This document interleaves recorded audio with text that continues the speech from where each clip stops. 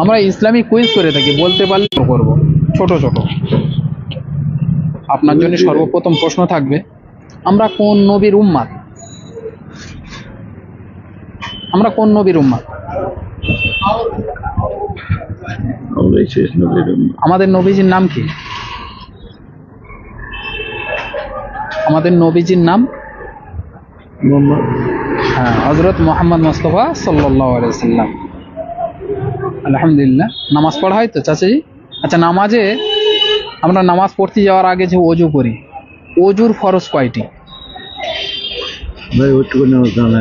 হবে না? আচ্ছা, আমি বলে দিই। ওযুর ফরজ আছে 4টি।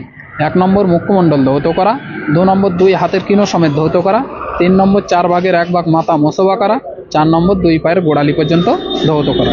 দোয়ায় সানাটা হবে, দোয়ায় সানাটা বলেন। নিয়ত বেঁধে যেটা পড়তে হয়, সর্বপ্রথম যে নিয়ত বেঁধে কি পড়তে হয় সেটা বলেন।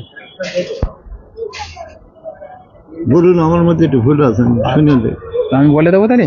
সুবহানাকা আল্লাহুম্মা ওয়া বিহামদিকা ওয়া তাবারাকা ইসমুকা ওয়া তাআলা জাদ্দুকা ওয়া লা ইলাহা গায়রুক।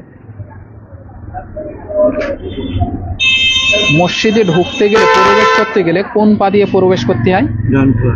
ডান পা। আলহামদুলিল্লাহ। বার হওয়ার সময় মা পা। আচ্ছা, মসজিদে ঢোকার দোয়া হবে কি? হবে না।